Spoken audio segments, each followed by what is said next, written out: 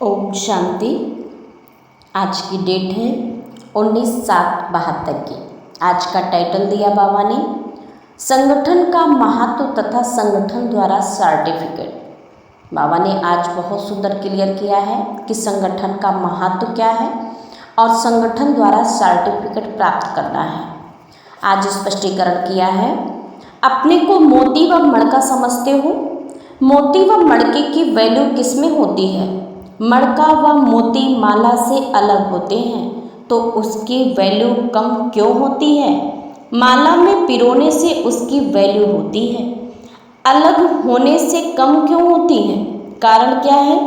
संगठन में होने के कारण वह मोती मणका शक्तिशाली हो जाता है। एक से दो भी आपस में मिल जाते हैं तो एक दो को 11 कहा जाता है। एक को एक ही कहा जाएगा। दो मिलकर 11 हो जाते हैं तो कहाँ एक कहाँ 11। बाबा ने कहा एक एक अलग होंगे तो एक को एक ही कहा जाता है। अगर एक एक को बाबा ने कहा मिला दो तो दोनों मिलके 11 हो जाते हैं। इतनी उसकी वैल्यू बढ़ जाती है। 2 के बदले 11 कहा जाता है। संगठन की शक्ति को प्रसिद्ध करने के लिए ऐसे कहने में आता है, आप अपने को कौन सा मोती समझते हो? माला का मोती हो व इंडिपेंडेंस मोती हो। अपनी वैल्यू को देखते हुए, अपनी शक्ति को देखते हुए ये अनुभव करते हो कि हम माला के मणके हैं। बाबा ने कहा अपने आप को चेक करो कि हम किस माला के मणके हैं। एक दो को ऐसे संगठन के रूप में पिराए हुए वैल्यूबल मोती समझते हो। दूसरे भी आपको समझते हैं, वह सिर्फ आप ही अपने को समझते हो।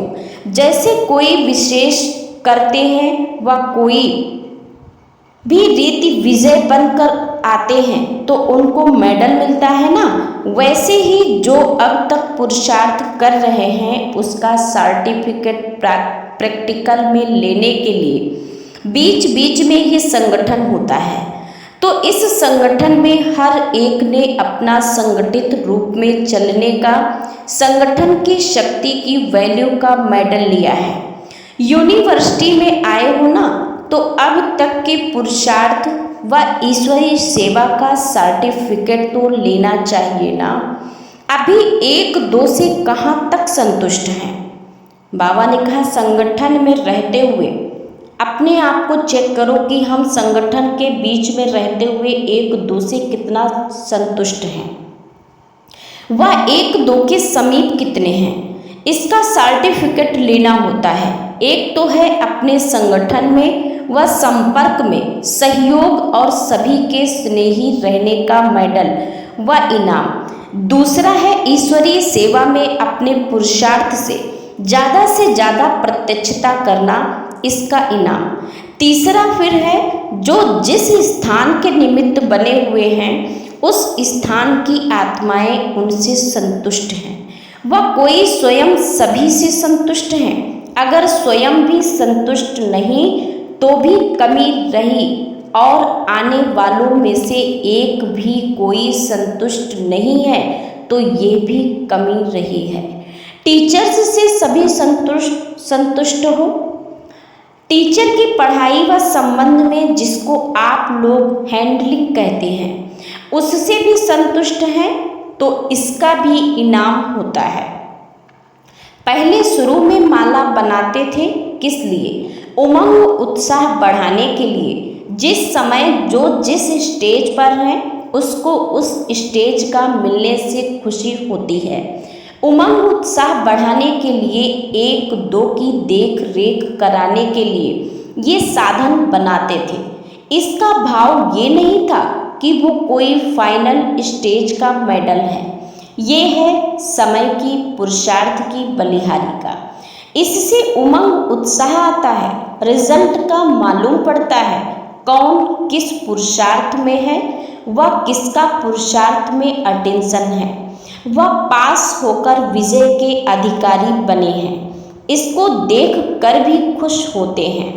आप लोग अब भी अपनी क्लासेस में किसी को इनाम देते हो ना, इनाम कोई बड़ी चीज नहीं है।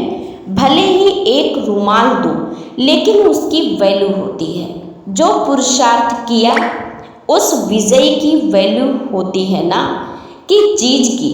आप किसी को थोड़ी सेवा का इनाम देते हो व क्लास में नाम आउट करते हो तो आगे के लिए उसको छाप लग जाती है, उमंग उत्साह का तिलक लग जाता है।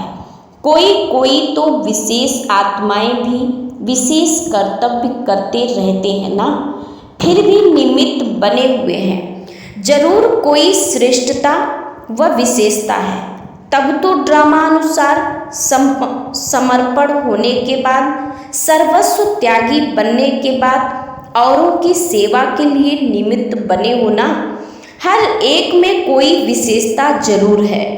एक दो की विशेषता का भी एक दो को परिचय होना चाहिए, कमियों का नहीं।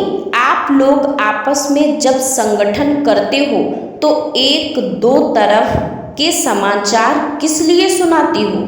हर एक में जो विशेषता है वो अपने में लेने के लिए।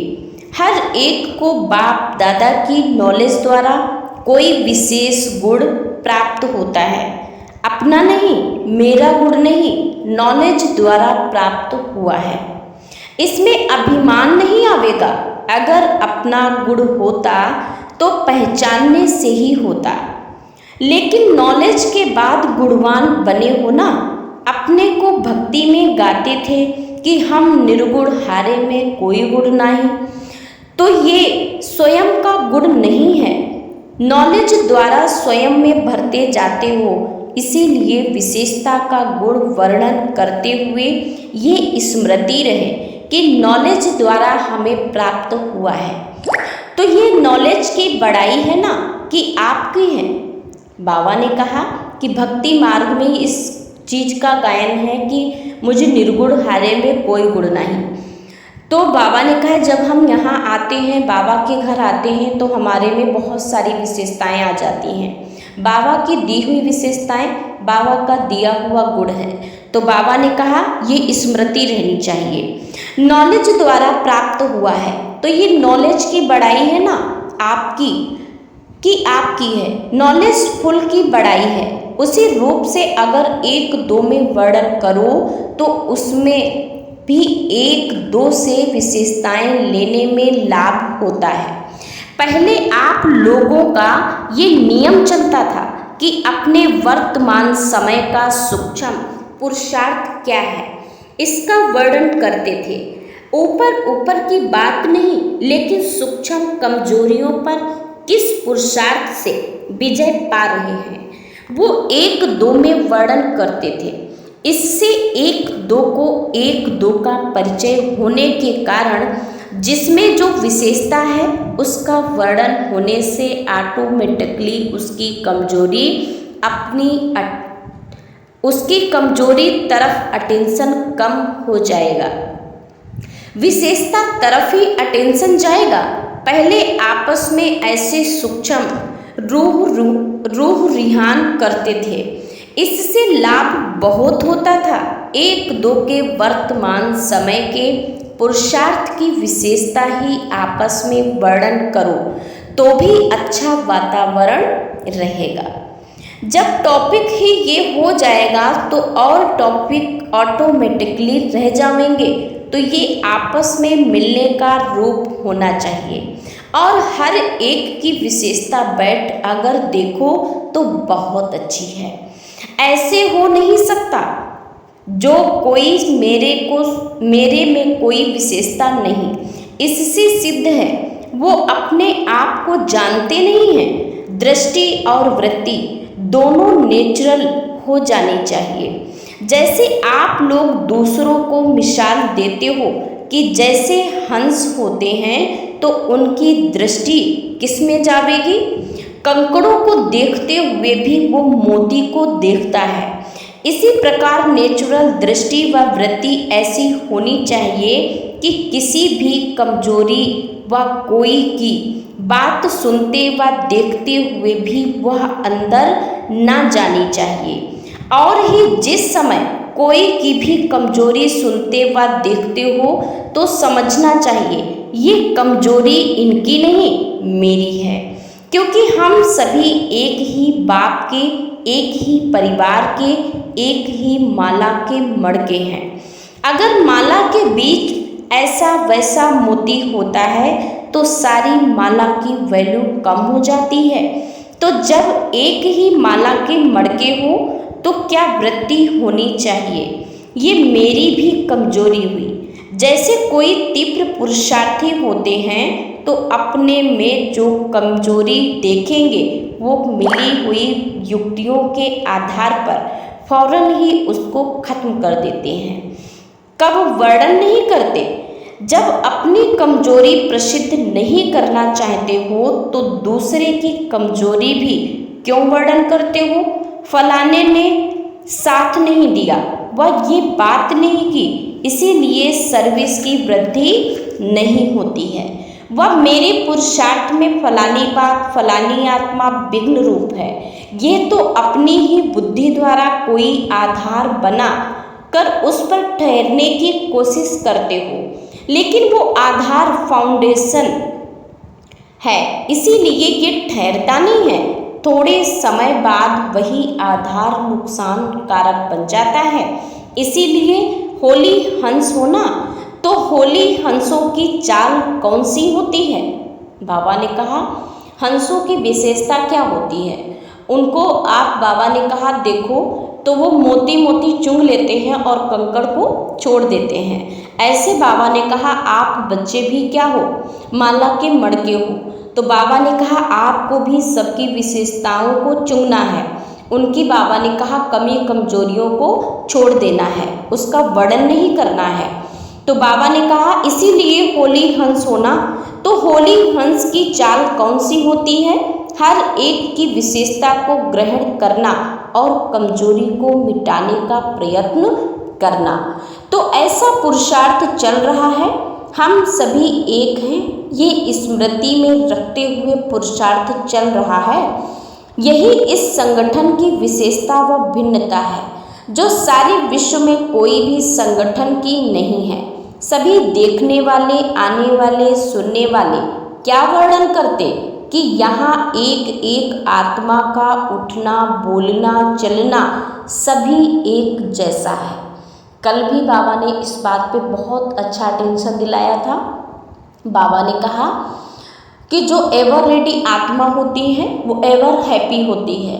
बाबा ने कहा अपनी सो की चेकिंग करो कि हमारी स्थिति कैसी है, हमारे बोल कैसे हैं, हमारी चलन कैसी है। तो बाबा ने कहा एक एक बात की चेकिंग करो। तो आज भी बाबा ने उस पर ध्यान खिंचवाया।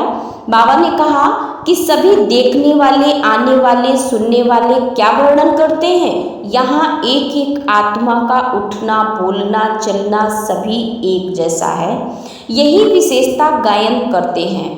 तो जो एकता व एक बात, एक ही गति, एक ही रीति, एक ही नीति का गायन है, उसी प्रमाण अपने आप को चेक करो। वर्तमान समय के पुरुषार्थ में कारण शब्द समाप्त हो जाना चाहिए।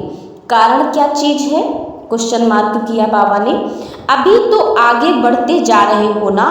जब सृष्टि के परिवर्तन, प्रकृति के परिवर्तन की जिम्मेवारी को उठाने की हिम्मत रखने वाले हो, चैलेंज करने वाले हो, तो कारण फिर क्या चीज है। कारण की रचना कहाँ से होती है, कारण का बीज क्या होता है। किस न किस प्रकार के, चाहे मनसा, चाहे वाचा, चाहे संबंध व संपर्क में आने की कमजोरी होती है। इस कमजोरी से ही कारण पैदा होता है। तो रचना ही व्यर्थ है ना। कमजोरी की रचना क्या होगी, जैसा बीज वैसा फल होता है। तो जब रचना ही उल्टी है तो उसका वहाँ ही खत्म। बाबा ने कहा जब रचना ही उल्टी है तो उसको वहाँ ही खत्म करना चाहिए, या उसका आधार ले आगे बढ़ना चाहिए। फलाने के कारण ये निवारण हो तो आगे बढ़े, इसका कारण निवारण हो तो सर्विस बढ़ेगी, विघ्न हटेंगे। अभी ये भाषा भी चेंज करो। आप सभी को निवारण देने वाले हो ना।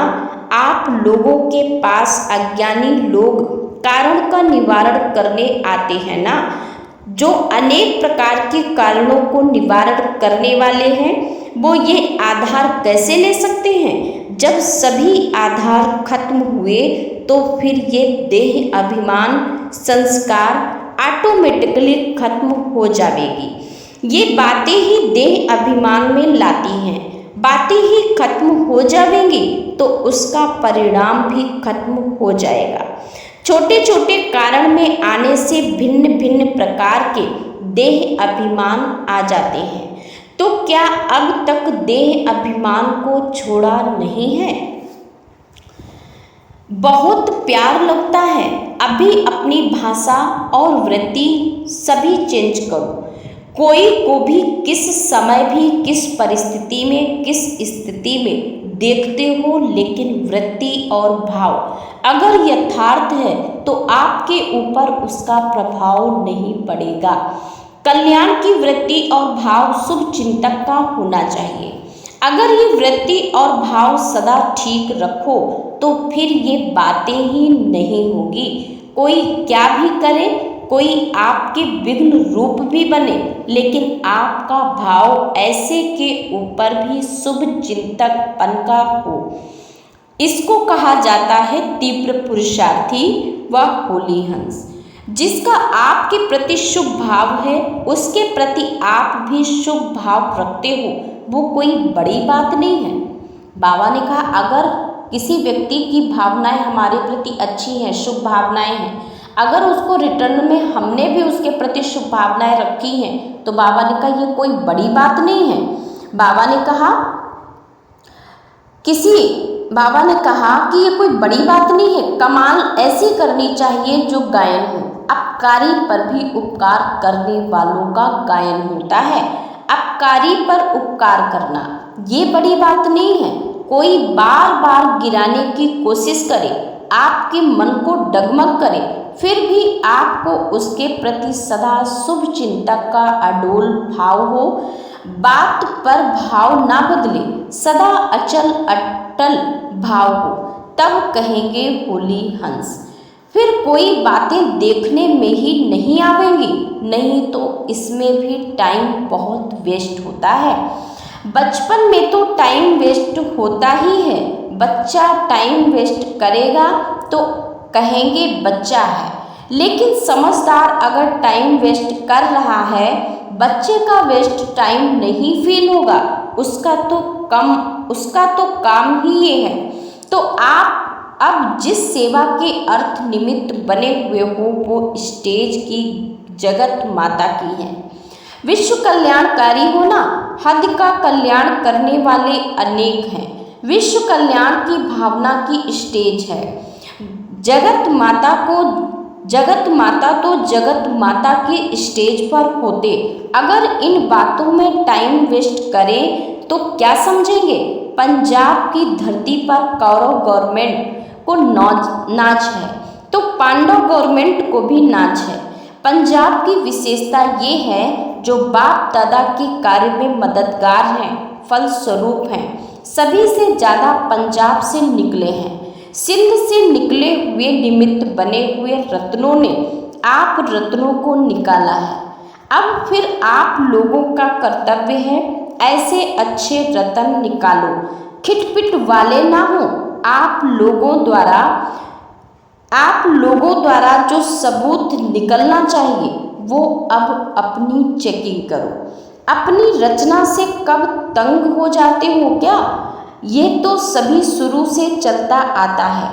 आप लोगों के लिए तो और ही सहज है।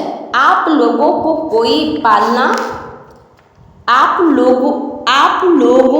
कोई स्थूल पालना नहीं करनी पड़ती, सिर्फ रूहानी पालना है। लेकिन पहला पूर्व निकलने समय तो दोनों ही जिम्मेवारी थी। एक जिम्मेवारी को पूरा करना सहज होता है, दोनों जिम्मेवारी में समय देना पड़ता है। फिर भी पहला पूर्व निकला तो सही है ना। अब आप सभी का भी ये लक्ष्य होना चाहिए कि जल्दी जल्दी अपने समीप आने वाले और प्रजा दोनों प्रकार की आत्माओं को अब प्रत्यक्ष करें। वो प्रत्यक्ष फल दिखाई दे। अभी मेहनत ज़्यादा करते हो, प्रत्यक्ष फल इतना दिखाई नहीं देता है। इसका कारण क्या है? बाप दादा की पालना और आप लोगों की ईश्वरीय पालना में मुख्य अंतर क्या है? जिस कारण समा के ऊपर जैसे परवाने फिदा होने चाहिए वो नहीं हो पाते हैं। ड्रामा में पार्ट है, वो बात दूसरी है, लेकिन बाप वारिस बन जाएंगे। लेकिन जितनी मेहनत करते हो, उम्मीद रखते हो, उस प्रमाण भी फल निकले तो प्रत्यक्ष फल कहा जाए, वो क्यों नहीं निकलता है? बाप दादा कोई भी कर्म के फल की इच्छा नहीं रखते। एक तो निराकार होने के नाते से प्रारब्ध की नहीं है, प्रारब्ध ही नहीं है तो इच्छा भी नहीं हो सकती। और साकार में भी प्रैक्टिकल पार्ट बजाया तो भी हर वचन और कर्म में सदैव पिता की स्मृति होने के कारण फल की इच्छा का संकल्प मात्र भी नहीं रहा। और यहाँ क्या होता है? जो कोई कुछ करते हैं तो यहाँ ही उस फल की प्राप्ति का रहता है। जैसे वृक्ष में फल लगता जरूर है, लेकिन वहाँ का वहाँ ही फल खाने लगे तो उसका फल पूरा पक कर प्रैक्टिकल में आवे, वो कब ना होगा, क्योंकि कच्चा ही फल खा लिया। ये भी ऐसे ही है, जो कुछ किया उसके फल की इच्छा सूक्ष्म में भी रहती है। तो किया और फल खाया, फिर फल स्वरूप कैसे दिखाई देवे? आधे में ही रह गया ना। फल की इच्छा भी भिन्न भिन्न प्रकार की है। जैसे अपार दुखों की लिस्ट है, वैसे फल की इच्छाएं व उसका रिस्पॉन्स लेने का सूक्ष्म संकल्प जरूर रहता है। कुछ ना कुछ 1-2% भी होता है जरूर है, लेकिन निष्काम वृत्ति रहे ऐसा नहीं होता। पुरुषार्थ के प्रारब्ध की नॉलेज होते हुए भी उसमें अटैचमेंट ना हो, वो अवस्था बहुत कम है। मिसाल, आप लोगों ने किन्हों की सेवा की, 8 को समझाया, उसकी रिजल्ट में 1-2 आपकी महिमा करते हैं और दूसरे ना महिमा ना ग्लानि करते हैं, गंभीरता से चलते हैं, तो फिर देखेंगे 8 में से आपका अटेंशन 1-2% में उन 2-3 तरफ ज़्यादा जाएगा। जिन्होंने महिमा की है उसकी गंभीरता की परख कम होगी। बाहर से जो उनमें महिमा की, उनको स्वीकार करने के संस्कार प्रत्यक्ष हो जाएंगे। दूसरे शब्दों में कहते हैं, इनके संस्कार, इनका स्वभाव मिलता है, फलाने के संस्कार नहीं मिलते हैं, इसीलिए दूर रहते हैं। लेकिन वास्तव में ये सूक्ष्म फल को स्वीकार करना है। मूल कारण ये रह जाता है, करेंगे और रिजल्ट का इंतज़ार रहेगा। पहले अटेंशन इस बात में जाता है, करेंगे हो जाएगा कि इसके लिए मेरे लिए क्या कहा, मैंने भाषण किया, सभी ने क्या कहा, इसमें अटेंशन जाएगा। अपने को आगे बढ़ाने की एम से रिजल्ट लेना, अपनी सर्विस के रिजल्ट को जानना, अपनी उन्नति के लिए जानना, वो अलग बात है। लेकिन अच्छे और बुरे की कामना रखना वो अलग बात है। अभी अभी किया और अभी अभी लिया तो जमा कुछ नहीं होता है, कमाया और खाया, उसमें विल पावर नहीं रह जाती, वो अंदर से सदैव कमजोर रहेंगे, शक्तिशाली नहीं होंगे, क्योंकि खाली खाली है ना, भरी हुई चीज पावरफुल होती है। तो मुख्य कारण ये है, इसीलिए फल पक कर सामने आवे, वो बहुत कम आते हैं। जब ये बात खत्म हो जाएगी तब निराकारी, निरहंकारी और साथ साथ निर्विकारी, मनसा वाचा कर्मणा में तीनों सब्जेक्ट दिखाई देंगे। शरीर में होते निराकारी आत्मिक रूप दिखाई देगा। जैसे साकार रूप देखा, बुजुर्ग था ना, लेकिन फिर भी शरीर को ना देख रूह ही दिखाई देता था। व्यक्त गायब हो अव्यक्त दिखाई देता था। तो साकार में निराकार स्थिति होने के कारण निराकार व आकार दिखाई देता था। तो ऐसी अवस्था प्रैक्टिकल रहेगी। अब स्वयं भी बार बार देह अभिमान में आते हो तो दूसरों को निराकारी व आकार रूप का साक्षात्कार नहीं होता है। ये तीनों ही होने चाहिए। मनसा में निराकारी स्टेज, वाचा में निरहंकारी और कर्म में निर्विकारी। बाबा ने आत्मा की 3 स्टेज बताई। बाबा ने कहा मनसा में निराकारी स्टेज, वाचा में निरहंकारी और कर्म में निर्विकारी। जरा भी विकार ना हो, तेरा मेरा मान शान ये भी विकार है ना, अंश भी हुआ तो वंश आ जाएगा। संकल्प में भी विकार का अंश ना हो। जब ये 3 स्टेज हो जाएंगी तब अपने प्रभाव से जो भी वारिस व प्रजा निकली होगी वो फटाफट निकलेगी। आप लोग अभी जो मेहनत का अविनाशी बीज डाल रहे हो उसका भी फल और कुछ प्रत्यक्ष का प्रभाव दोनों इकट्ठे निकलेंगे। फिर बाबा ने कहा दोनों ही इकट्ठे निकलेंगे, कोई सर्विस दिखाई देगी। तो अब कारण समझाना, इसका निवारण करना, सिर्फ वर्णन तक नहीं रखना। फिर क्या हो जाएगा, साक्षात्कार मूर्त हो जाएंगे। तीनों स्टेज प्रत्यक्ष दिखाई दे। आजकल सभी ये देखना चाहते हैं, सुनना नहीं चाहते। द्वापर से लेकर तो सुनते आए हैं, बहुत सुन सुनकर थक जाते हैं। तो मेजॉरिटी थके हुए हैं। भक्ति मार्ग में भी सुना और आजकल के नेता भी बहुत सुनाते हैं। तो सुन सुनकर थक गए हैं, अब देखना चाहते हैं। बाबा ने कहा ज्ञान तो बहुत कुछ सुना है, सुन सुनकर थक चुके हैं, लेकिन बाबा ने कहा अब सुनना सुनाना बंद करो, लेकिन अब ज्ञान को प्रैक्टिकल स्वरूप में लाओ। तो बाबा ने कहा अब लोग सुनना नहीं चाहते, ज्ञान को प्रैक्टिकल स्वरूप में देखना चाहते हैं।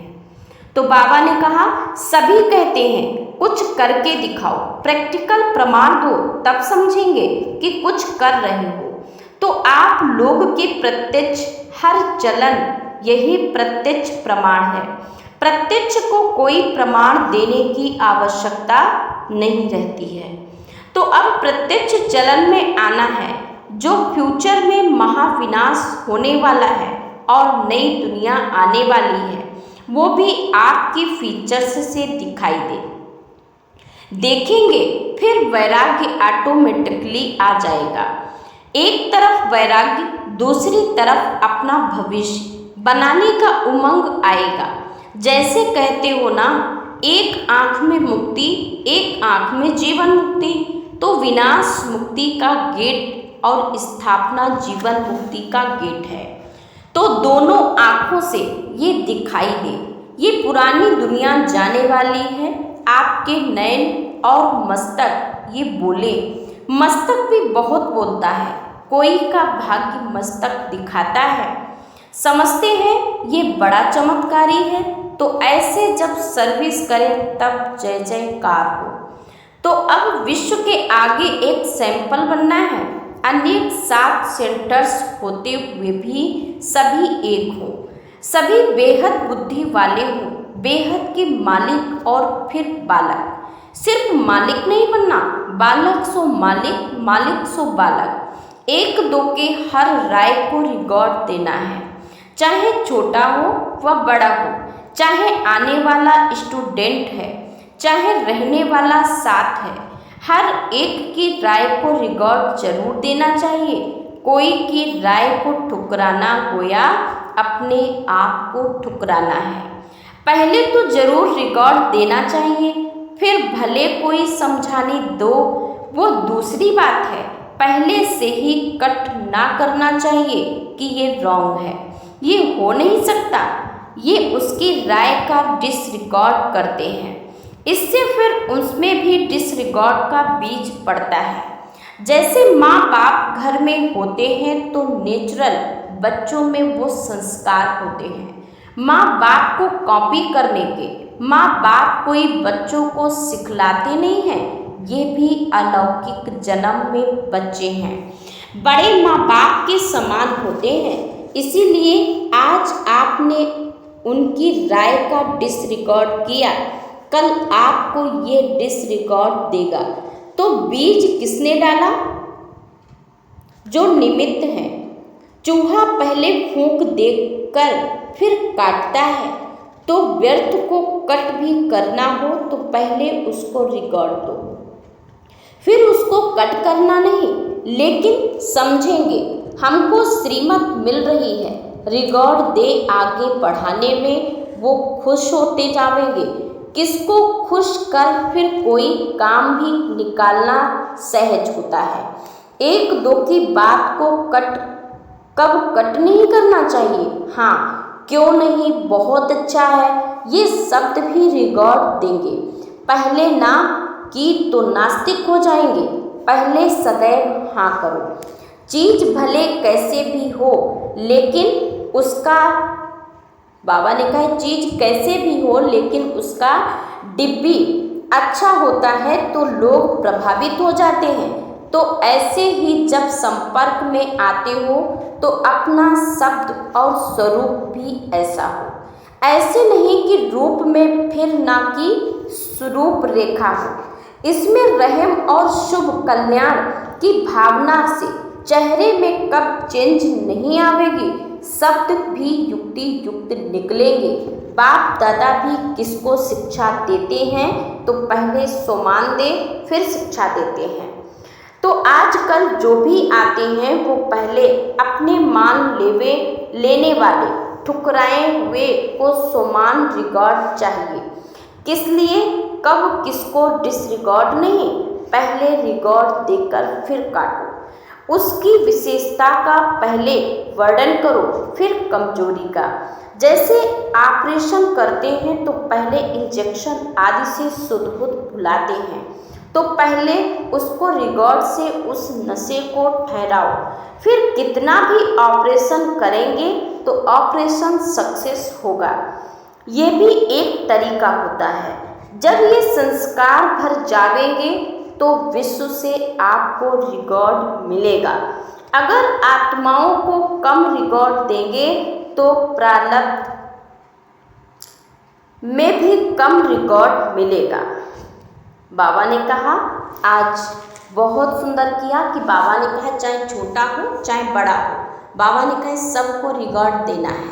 जब हम सबको रिकॉर्ड देंगे तभी बाबा ने कहा हमको मिलेगा। अच्छा, ओम शांति।